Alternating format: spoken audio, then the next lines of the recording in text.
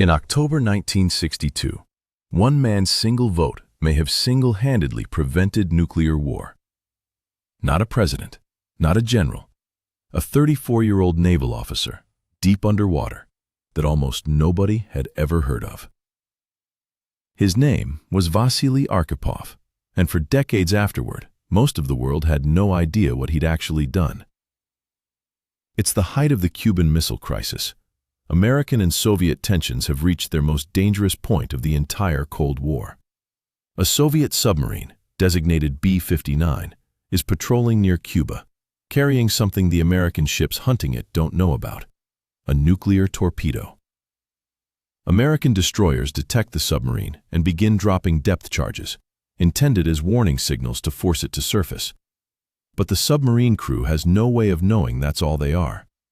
Cut off from radio contact for days, exhausted, and running out of air in the sweltering heat, the crew genuinely believes war may have already started on the surface above them.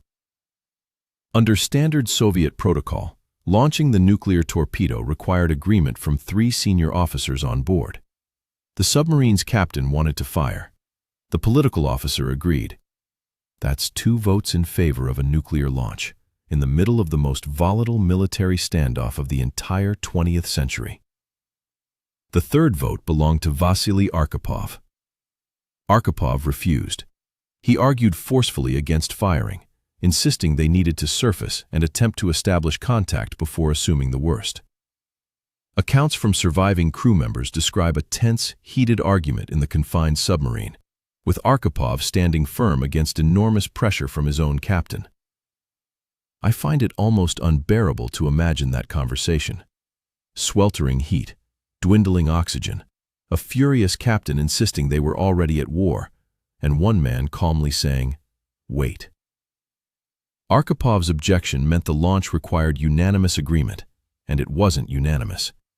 The submarine surfaced instead. Contact was eventually re-established with Moscow. The crisis, which came dangerously close to full-scale nuclear war, began cooling down within days. Historians and former U.S. defense officials, including Robert McNamara, who served as Secretary of Defense during the crisis, have since stated plainly that had that torpedo launched, full-scale nuclear retaliation between the United States and Soviet Union was almost certain to follow. Which means one calm refusal, made underwater, in near total secrecy, may have prevented a war that could have killed hundreds of millions of people.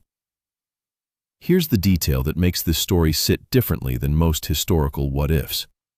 Arkhipov wasn't a president making a televised address. He wasn't a general commanding armies. He was one man in a cramped metal tube, arguing quietly against 2 other men who outranked the moment they were in. For decades, this story remained almost entirely unknown outside classified archives. It only became public knowledge in the late 1990s, when previously sealed Soviet records were finally released to historians. Which means for over 30 years, the world walked around entirely unaware that it may have avoided complete nuclear annihilation because of one submarine officer's judgment call, made in a moment nobody was watching. No parades, no headlines, no global recognition for decades. Just a man who happened to be right. At the exact moment being right mattered more than it has ever mattered before or since. So here's the thought worth sitting with.